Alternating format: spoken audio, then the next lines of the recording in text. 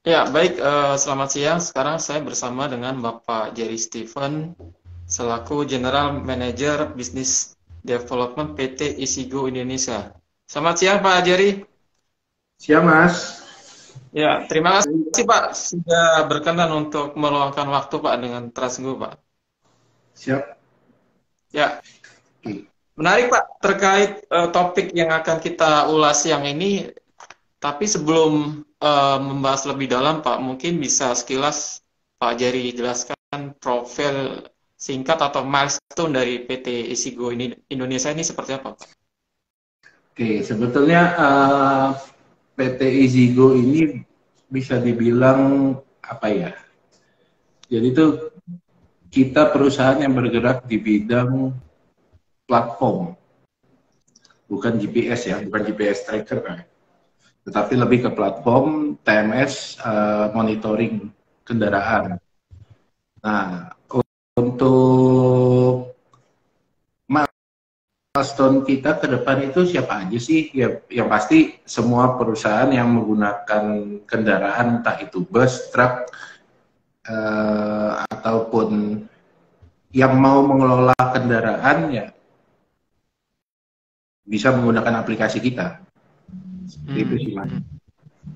Ya, kalau diketahui kan sudah 12 tahun gitu, Pak. Tentu sudah ibaratnya udah sangat sangat berpengalaman di bidangnya gitu. Nah, terkait topik ini, Pak. Kalau lihat dari portofolio itu kan untuk eh, untuk operasional bus atau bisnis bus itu kan yang saya baca di profilnya itu ada dua segmen ya Pak. Segmen dari untuk project seperti Damri, Transjakarta, kemudian untuk yang segmen transportasi seperti Lorena atau bus Juragan 99. Kalau Hmm. melihat dua segmen ini apa perbedaannya?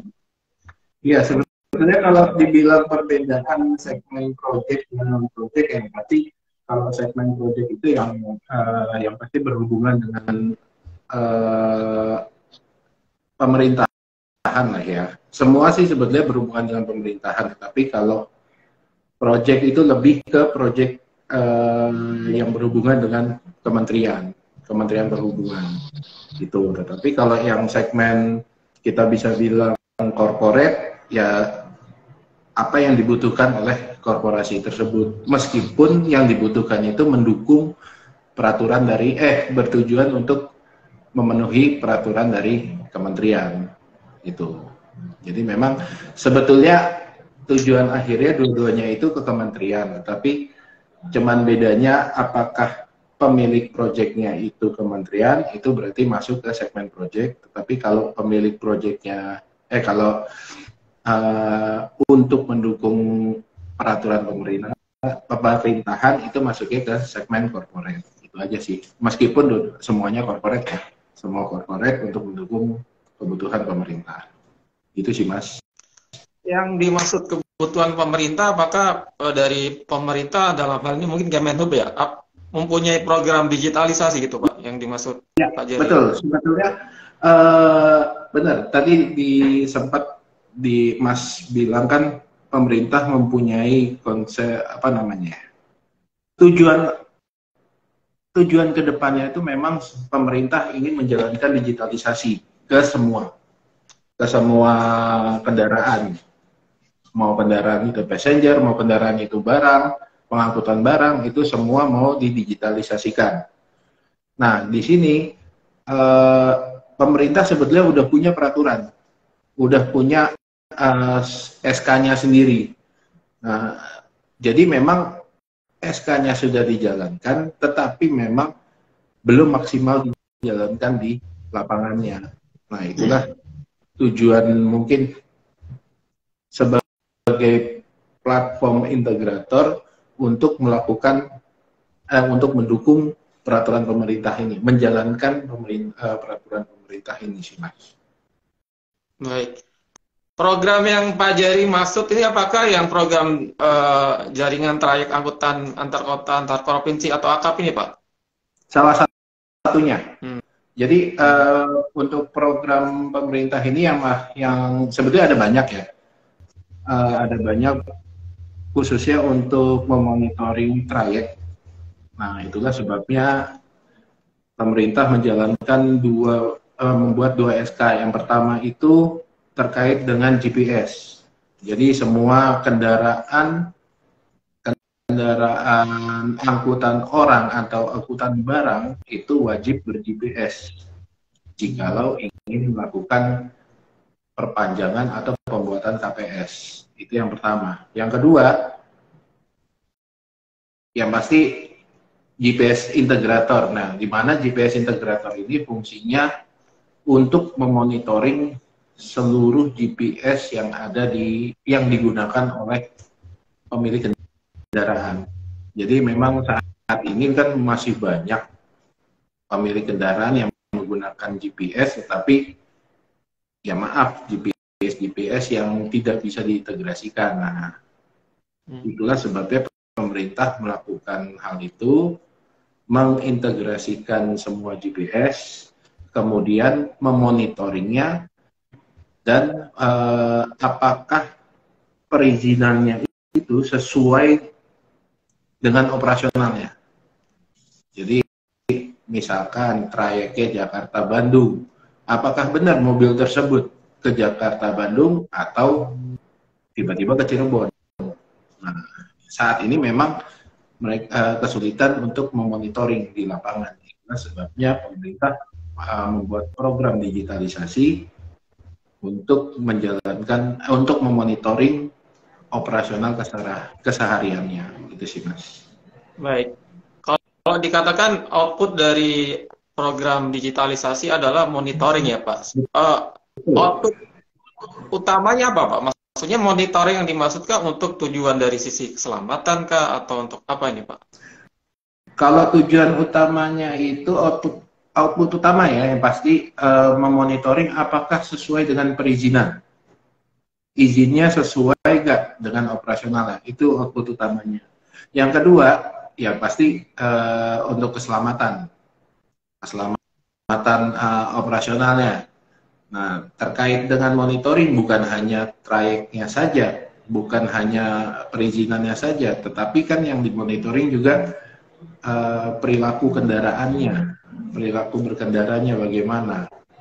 Nah, kemudian dari dua output tersebut ya mereka kan bisa ya amit-amit jika terjadi sebuah apa ya insiden ya kita bisa memonitoring secara langsung gitu sih. Tapi ya memang kalau dibilang output utama yaitu apakah perizinan sesuai dengan operasionalnya. Itu. Baik. Sampai hari ini Pak, untuk program digitalisasi ini sejauh mana Pak progresnya Pak? Untuk digitalisasi sebetulnya untuk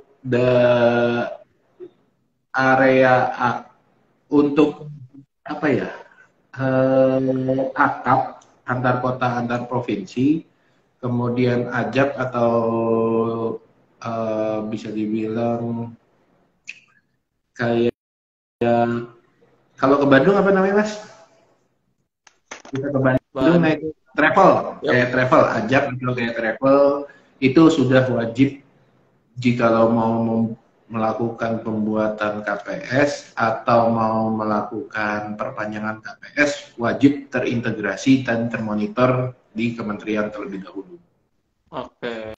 Nah, kedepannya bukan tidak mungkin itu untuk angkutan barang, khususnya angkutan barang berbahaya. Itu wajib juga dimonitor. Baik, baik. Kalau tadi disampaikan monitoring dari sisi keselamatan, mungkin apakah juga karena banyak insiden kecelakaan entah itu bus atau travel yang tidak termonitor atau tidak terdata karena tidak memiliki GPS atau tidak terintegrasi seperti itu, Pak? Sebetulnya kalau misalkan dibilang kecelakaan, ya saat ini memang kalau bisa dibilang ya bukan banyak, tetapi memang ada beberapa perusahaan yang belum menggunakan GPS atau apa ya monitoring system lah kita bilang ya, belum menggunakan monitoring system. Jadi pada saat terjadi suatu kecelakaan ya kita tidak bisa memantau. Itu. Nah, sebetulnya balik lagi, perusahaan-perusahaan itu menggunakan aplikasi monitoring system itu fungsinya buat apa sih? Sebetulnya saat ini mereka banyak yang menggunakan hanya sebatas karena adanya regulasi. Tetapi kalau ditelaah lebih lanjut, itu sebetulnya fungsi monitoring system jauh, ibarat kata seperti apa ya, gunung es. Di atasnya di permukaan mungkin taunya kalau misalnya monitoring system itu GPS, tracking, tidak. Tapi di balik itu semua kita bisa mengetahui safety-nya bagaimana, kalau misalkan ada kecelakaan tadi, apakah penyebabnya seperti apa. Nah, itu bisa termonitor seharusnya. Tapi apakah perusahaan itu mau intens atau mau fokus ke dalam monitoring aplikasi monitoring sistem ini, nah itu tergantung perusahaannya sih. Tapi ya sebaiknya mungkin yang perlu dilakukan adalah sosialisasi ke banyak perusahaan terkait mengenai fungsinya monitoring sistem ini. Jadi bukan sebatas bergerak kemana, tidak, tapi jauh lebih banyak, lebih berfungsi untuk perusahaan-perusahaan. Baik. Kalau disampaikan tadi bahwasanya tidak semuanya PO Bus itu menerapkan TMS monitoring gitu. Kalau hitungan dari Kemenhub atau Isigo sendiri Pak, dari total perusahaan PO Bus yang ada itu berapa yang belum menerapkan TMS monitoring, atau mungkin dari jumlah unit bus yang ada di Indonesia itu masih berapa unit lagi Pak yang belum terpasang GPS misalnya? Kalau ini baru asumsi ya Mas ya, baru asumsi berdasarkan kemarin proyek awal itu ya, itu sekitar dari 150.000 untuk perbandingan ya, paling sekitar baru, kalau di Isigo ya, dari total 150.000 masih sekitar 5.000, 3.000 sampai 5.000. Nah itu kan masih banyak kan? Ya. Masih sekitar baru berapa persen? 5%, nggak sampai 5%. Berarti kan bisa dibilang ya kita nggak tahu apakah mereka menggunakan platform yang lain, kita masih belum tahu kan. Tapi apakah pemerintah bisa memonitor? Nah kita juga mesti bisa dibilang bagaimana caranya pemerintah untuk meyakinkan para pemilik kendaraan untuk menggunakan GPS dan lebih apa ya, lebih melakukan apa ya, kajian terhadap GPS, terhadap monitoring sistem ini, karena banyak bisa tersolving dengan adanya monitoring sistem ini sih.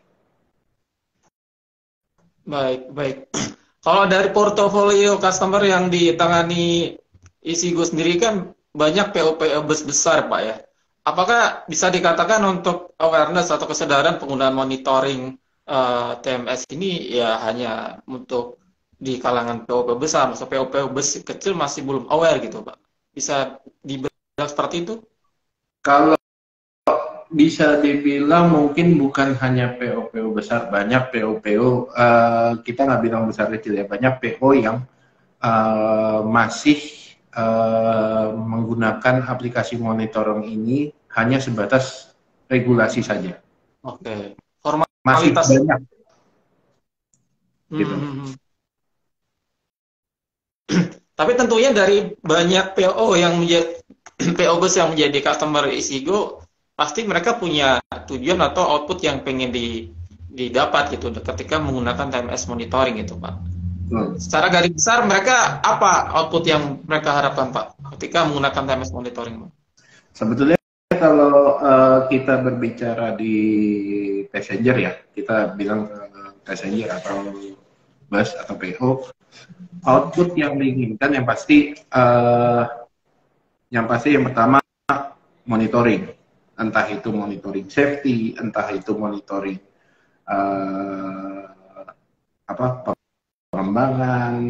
monitoring safety-nya, atau monitoring driver behavior-nya, atau monitoring dari sisi operasionalnya, atau dari service-nya, service management-nya. Nah, itu banyak sih sebetulnya kebutuhan customer itu. Dari monitoring, habis itu reporting, dari hasil reporting kan bisa mendapatkan sebuah keputusan atau strategi yang bisa dibangun untuk perusahaan. Tapi yang pasti yang paling mereka butuhkan perusahaan itu yang pasti yang pertama itu mitra. Kita bilang mitra kenapa? Karena kalau mitra itu kita berusaha untuk maju bersama antara kita pemberi layanan dengan mereka pengguna layanan. Gimana caranya kita bermitra sama mereka? Itu sih. Baik, baik. Pak, mungkin flashback ke belakang ketika ketika istri juga mengawali mendapatkan customer dari PO Bus, Pak. Itu per kapan, Pak? Kalau PO Bus sebetulnya udah lumayan lama ya Mas ya. Udah lumayan sekitar dari tahun 2018 itu udah mulai ke PO Bus udah mulai banyak. Tapi kan memang terkait dengan regulasi itu kan masih belum ada regulasinya. Jadi memang masih PO Bus itu menggunakan hanya untuk benar-benar menggunakan GPS untuk kebutuhan operasional. Nah, itu per tahun 2018 itu mulai banyak PO Bus yang sudah aware. Tapi balik lagi, memang meskipun sudah aware, tetapi masih banyak juga yang masih belum. Nah, itu sebetulnya PR-nya di situ aja sih. Gimana caranya? Nah, terkait dengan kita sendiri, kita dari tahun 2018 udah mulai masuk ke passenger. Sebelumnya udah ada, tetapi memang sebatas penggunaan tracking. Tetapi mulai tahun 2018 kita mulai masuk ke passenger. Mulai di 2019 mulai dikeluarkannya regulasi, kita juga mulai bertambah karena awareness-nya terhadap regulasi. Tapi 2021 baru mulai masuk ke ada salah satu perusahaan PO terbesar yang mulai bekerja sama kita itu. Ya, baik. Ketika baru awal menangani PO Bus 2018 ya Pak. Tentu ketika PO Bus tersebut, boleh tahu Pak nama PO Busnya waktu itu Pak?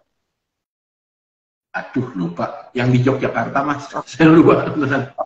Dan masih sampai hari masih ya Pak? Masih di area Yogyakarta, Semarang. Oke. Dan tentunya ketika mereka menggunakan layanan itu kan mengungkapkan berbagai masalah ketika monitoring armada itu. Apa saja waktu itu keluhan mereka Pak? Dan apa yang dilakukan oleh ISIGO untuk penyesuaian dari produk atau fiturnya Pak? Oke, kalau dibilang apa saja kendalanya, sebetulnya kendalanya itu cukup banyak. Yang pasti sebagai pemilik kendaraan mereka mau melihat bisa memonitoring pergerakannya pada saat dia keluar dari pool. Itu yang pertama. Yang kedua, mereka sebetulnya mau melihat juga berapa sih, apakah penggunaannya sesuai. Jadi maksudnya buat pengangkutan penumpang, tetapi kan ya bukan rahasia umum bahwa banyak juga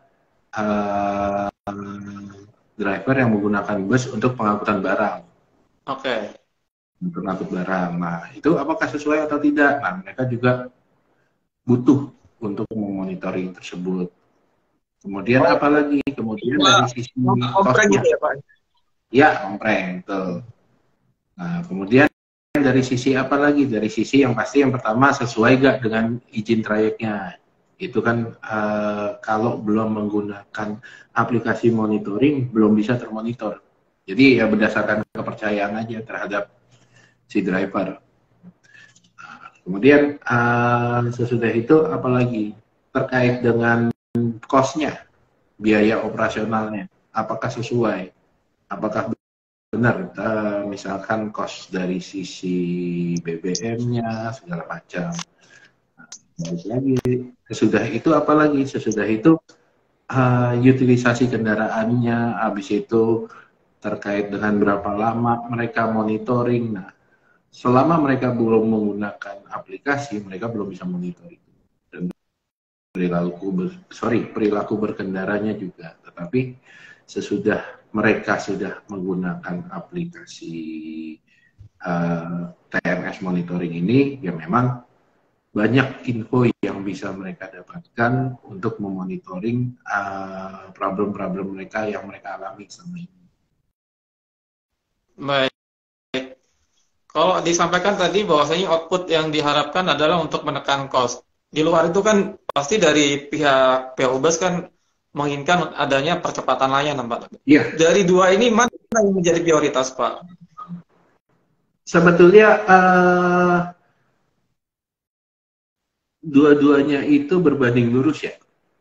Kalau dibilang gimana caranya menekan cost, tetapi kan kalau menekan cost itu enggak maksudnya banyak kos-kos yang kita bilang ghost lah ya, atau hantu lah yang tiba-tiba muncul. Nah, tetapi kalau tujuan akhir ya selaku pemilik kendaraan yang pasti tujuan akhirnya adalah customer satisfaction. Itu tujuan akhirnya. Nah, dibalik itu gimana caranya customer satisfaction atau customernya itu puas, tetapi cost-nya juga termonitor. Jadi kalau dibilang dua-duanya dibutuhkan. Yang mana ya kita selaku pemilik kendaraan pasti kedua-duanya itu menjadi fokus dari mereka pemilik kendaraan. Baik, mungkin ada gambaran Pak yang dalam proses bisnisnya PO Bus itu proses percepatan layanan apa yang ketika menggunakan TMS ini menjadi lebih cepat gitu. Oke, kalau dibilang percepatan layanan itu sebetulnya mungkin seperti apa ya?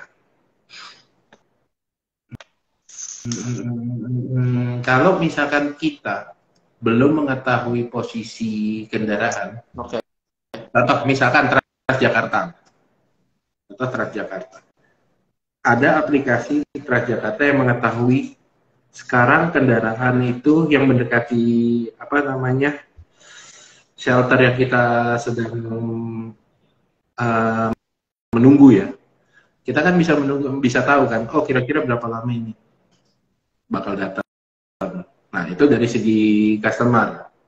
Nah, sedangkan kalau dari segi PO, kalau percepatan layanan itu mungkin lebih kepada kita bandingkan antara zaman digitalisasi sekarang dengan yang dulu.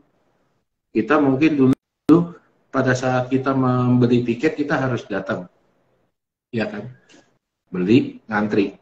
Kalau sekarang kan kita bisa menggunakan online, datang, kita bisa nge-print sendiri. Nah, itu kan jauh lebih cepat. Mereka tidak perlu ada antrian, mereka juga tidak perlu ada, oh ternyata udah habis, udah datang-datang ternyata udah habis. Nah, mereka kan banyak yang komplain. Nah, sebetulnya fungsi digitalisasi itu luas loh.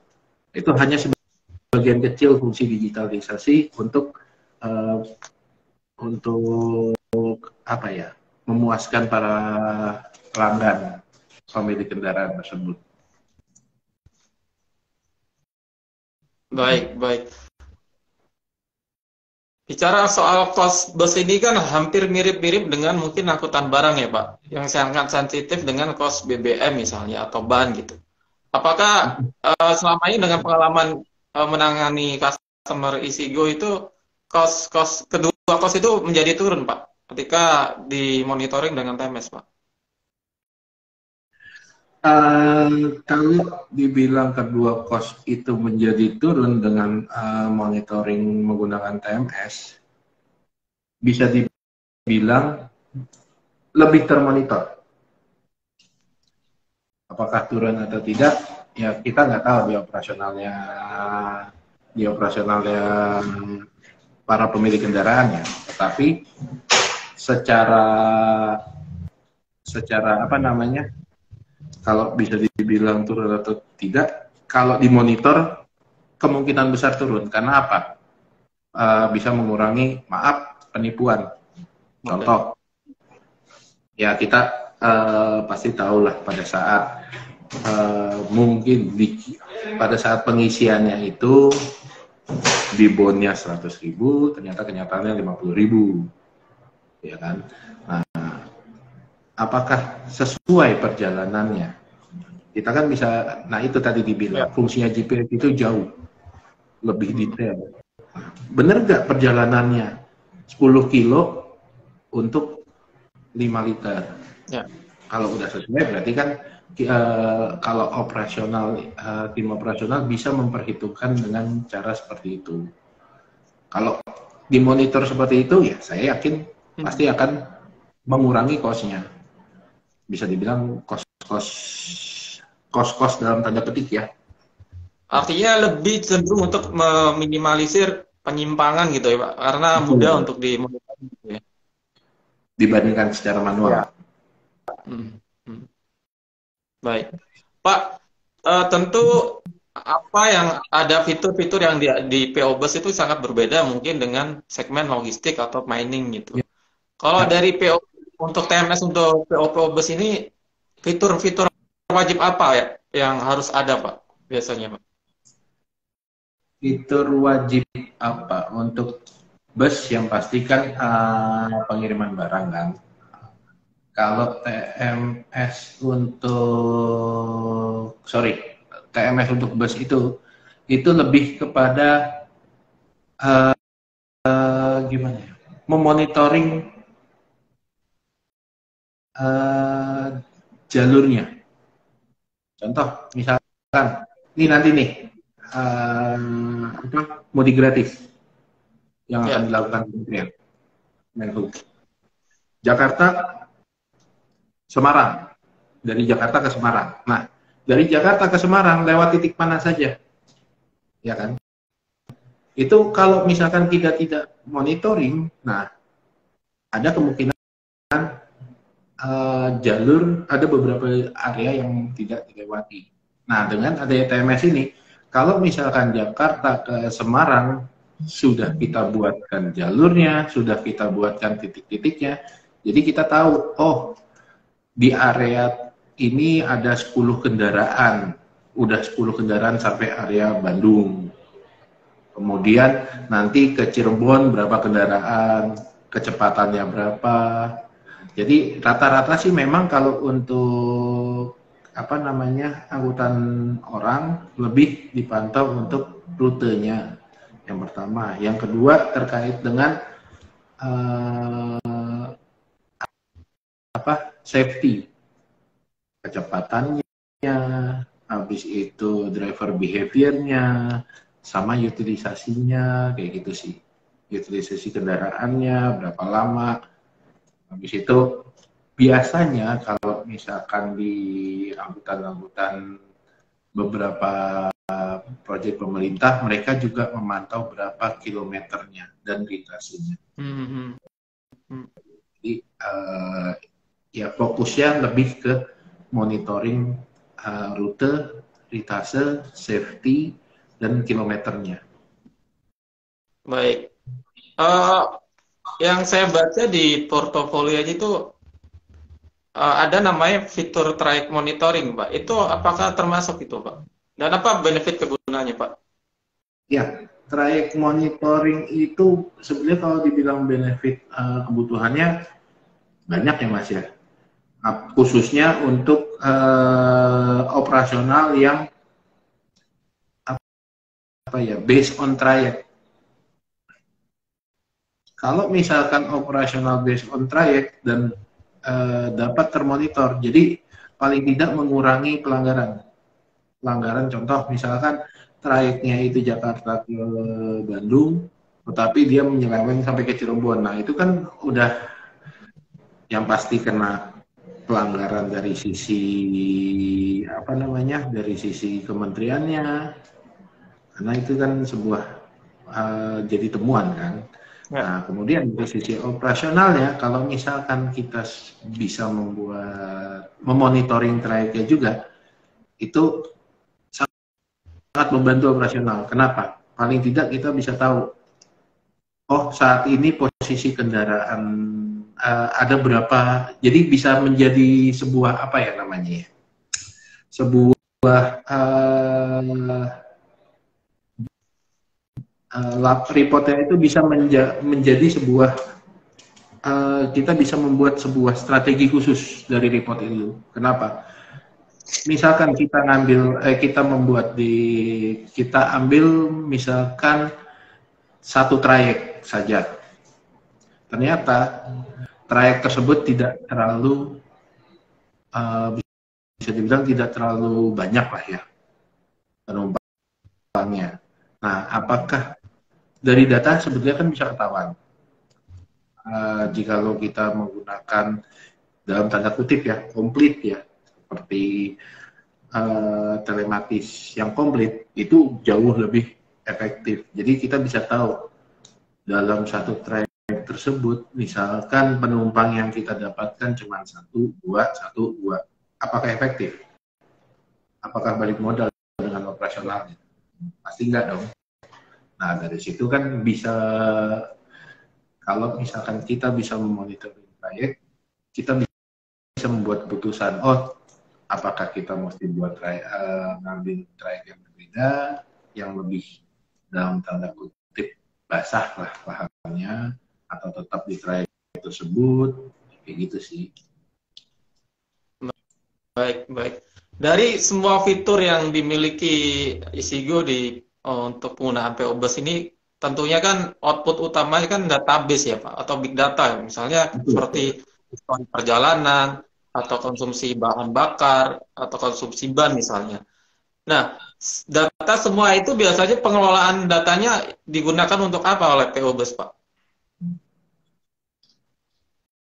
Datanya digunakan untuk apa? Yang pasti kalau misalkan PO Bus itu kalau data yang pasti dengan menggunakan aplikasi monitoring itu pasti dapatnya data jadi ya Mas ya. Sudah menjadi data laporan. Nah, data laporan itu bisa dibuat menjadi apa?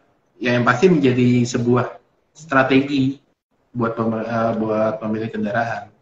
Ya kalau misalkan ternyata dia ngambil apa namanya? Yang tadi saya bilang, dia ngambil satu trayek tetapi trayeknya itu tidak terlalu ramai, apakah mau dilanjutkan atau tidak? Itu kan mereka dapat datanya dari mana? Yang pasti dari aplikasi monitoring ini.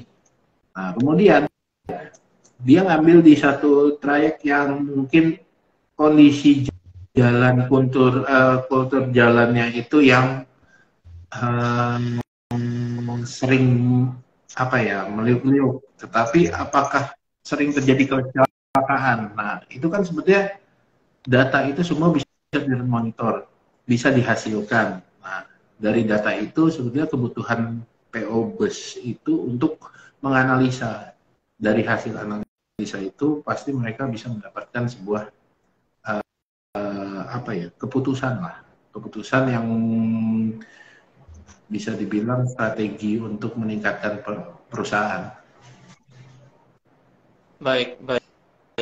Kalau disampaikan data tersebut menjadi bagian untuk bahan untuk strategi bisnis perusahaan PO Bus, apakah juga termasuk mungkin pertimbangan ketika PO Bus tersebut melakukan peremajaan armada, Pak, untuk mengetahui armada ini masih layak digunakan atau tidak gitu? Bisa menjadi peremajaan armada juga. Ya sebetulnya balik lagi kan dari peremajaan armada tersebut kan yang bisa banyak sih sebenarnya kalau data, benar juga banyak hal yang bisa digunakan dari hasil data reporting itu, termasuk juga malah kalau misalkan terjadi sebuah insiden atau pelanggaran, dia bisa menjadi data apa ya, pembanding dengan data Hmm. lapangan. Oke. Semacam alat bukti, Pak. Misal ketika ada persoalan hukum gitu misalnya, Pak. Betul. Ya, sebagai contoh ya mungkin suatu kejadian yang kecelakaan di salah satu baru-baru ini ya, ya mungkin tahun lalu kalau nggak salah ya, itu ada kecelakaan di mana mobil menabrak, sebuah bus menabrak kendaraan, habis itu sampai rumah. Nah di situ dapat dilihat uh, asumsi ya, kita bilang asumsi ya, kalau dari perjalanannya yang terjadi itu asumsinya memang rem belum. Hmm. Kenapa? Karena pada saat itu dari, kalau kita lihat si pengendara bus itu sebetulnya berkendara hati-hati, tetapi tidak tahu kenapa tiba-tiba langsung melonjak dari 20 km per jam menjadi 60. Hmm. Ternyata pas kita lihat dari segi kultur jalannya pun menurun. Nah, sampai akhirnya benar-benar pada saat nabrak, kalau misalkan mereka nggak ada masalah ya, nggak ada masalah di rem, seharusnya berhenti. Tetapi ini menabrak, malah naik lagi kecepatannya, nabrak lagi, naik lagi, sampai akhirnya menabrak rumah yang benar-benar membuat bus itu berhenti. Itu sih. Nah, itu kan bisa dijadikan evidence buat, Ya. ya mungkin perusahaan kalau misalkan ada suatu kejadian bisa dijadikan evidence, itu bisa membantu perusahaan tersebut dalam ya proses-proses hukum lah atau proses yang lain. Baik, baik. Pak, kembali tadi disampaikan bahwasanya untuk program mudik gratis yang dilakukan Kemenhub, Isiko turut terlibat, Pak ya. Terlibat dalam hal apa saja, Pak? Uh, Sebenarnya ini baru tadi meeting, baru saja tadi apa namanya, kita melakukan sosialisasi terhadap platform kita, platform untuk memonitoring apa namanya, mudik gratis ini.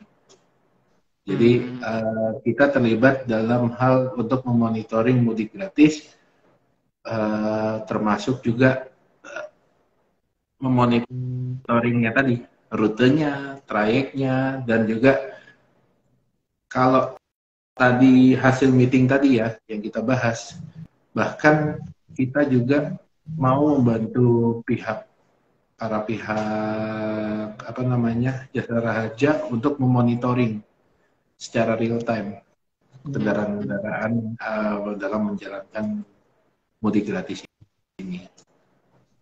Itu. Baik. Boleh tahu total armada yang terlibat di program mudik gratis ini, Pak? Yang saya tahu baru sekitar 300-an informasinya. 300. 300-an. Jadi 300 plus plus lah. Ada Itu untuk kemungkinan tadi Pulau Jawa saja atau juga luar Pulau Jawa, Pak? yang saya tahu itu 4 daerah Jawa. Oke. Dan sejauh Saat itu sih, ini dari tim Isigo sudah prepare untuk itu semua ya, Pak? Jelang mudik tahun ini. alhamdulillah kita sudah mempersiapkan semua dari segi alat, dari segi juga paling nanti dari segi strategi untuk pemasangannya itu nanti yang akan kita bahas dengan PO yang terkait gitu loh. Strategi pemasangannya bagaimana, dan juga untuk memonitoring kan kita butuh master data kan. Nah, strategi untuk mempersiapkan master data itu bagaimana, itu yang mungkin nanti perlu kita bahas lebih lanjut dengan PO kan. PO yang menjalankan mudik gratis ini. Baik, baik.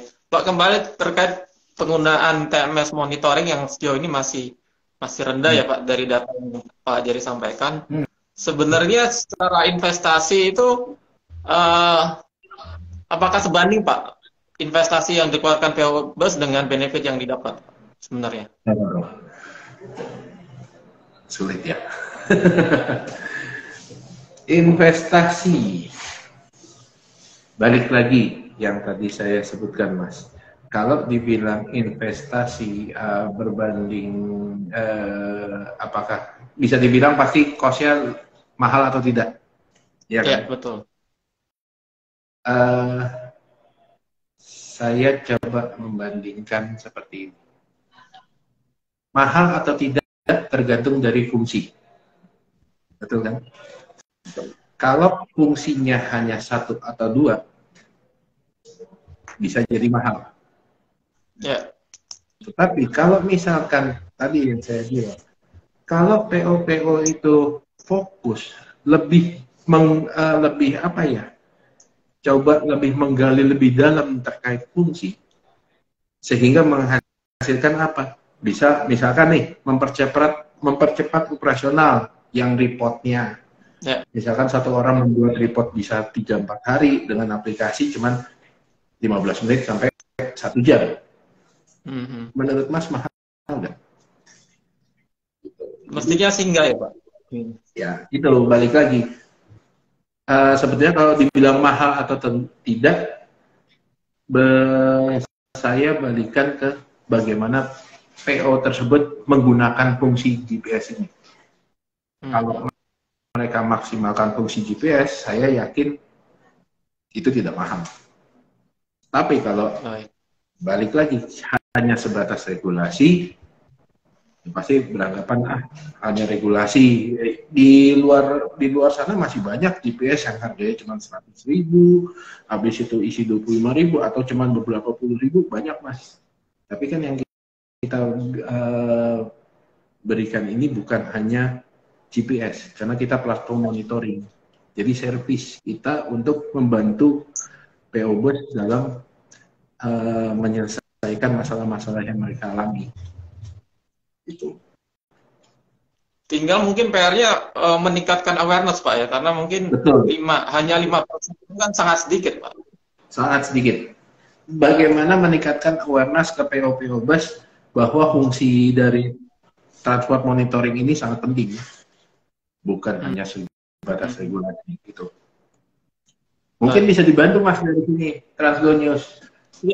Bisa mengundang dari sisi kementerian berhubungan untuk ya sosialisasi bersama gitu loh.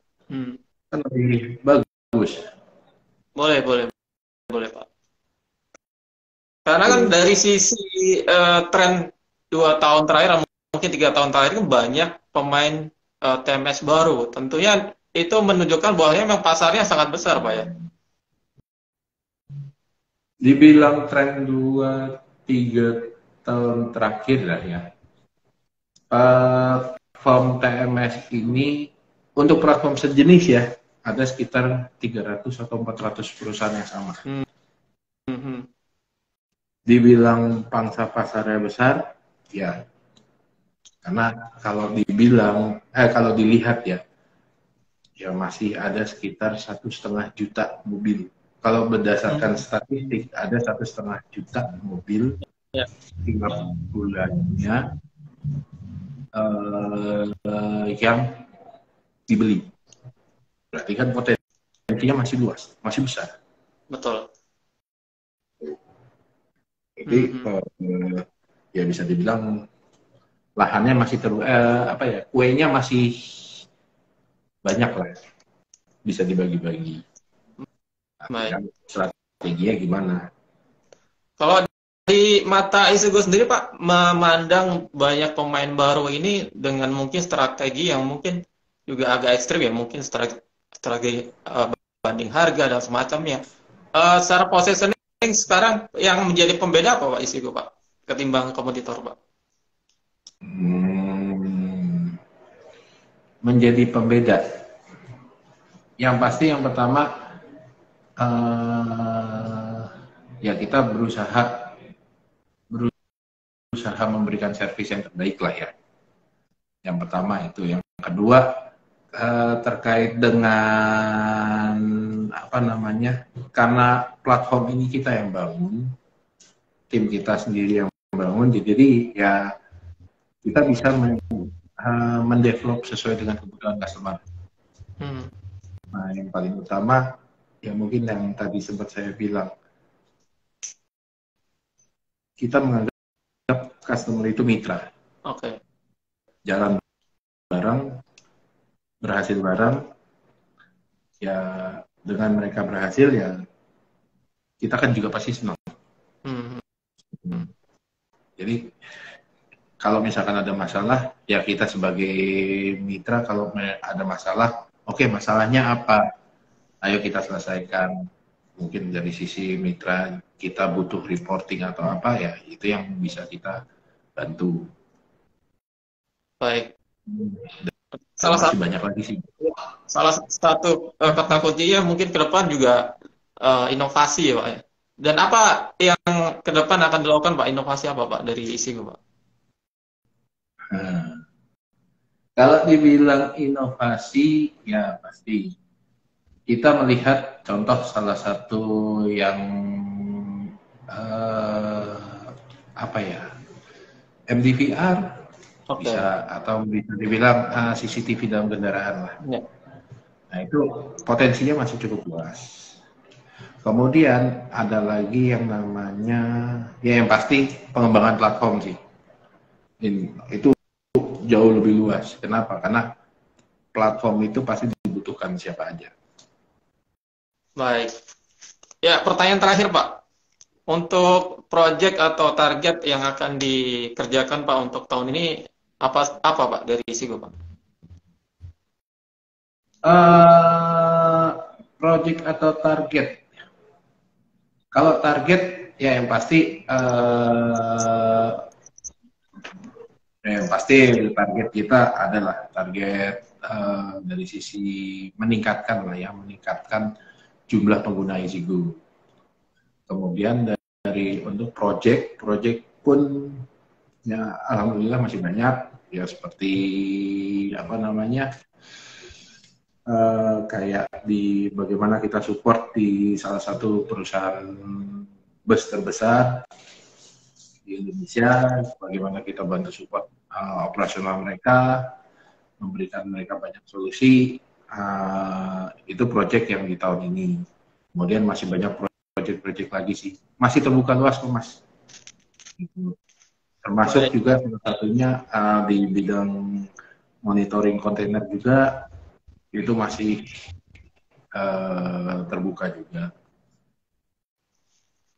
Baik, oke Pak Jari, paling terakhir Pak, mungkin Pak Jari bisa memberi closing statement khususnya untuk para PO bus yang masih pikir-pikir untuk menggunakan TMS monitoring Pak. Apa himbauan atau saran dari Isigo Pak? Mungkin kalau dari kami, himbauan kami sih lebih kepada semua pengguna apa ya, transportation management ya. Jangan takut, itu yang pertama. Yang kedua, terkait dengan apa namanya TMS ini, masih banyak kok yang bisa kita gali. Jangan berdasarkan regulasi saja, gali lebih dalam aplikasi yang Bapak Ibu gunakan. Coba buat bagaimana caranya aplikasi tersebut bisa mempermudah operasional yang Bapak Ibu lakukan. Itu sih. Ya, baik. Terima kasih banyak Pak Jari untuk waktunya siang ini Pak. Semoga target atau proyek-proyek ke depan dari Isigo bisa tercapai ya Pak. Amin. Terima kasih banyak buat Transco ya. Baik, terima kasih Pak. Selamat siang Pak. Selamat siang. Selamat siang.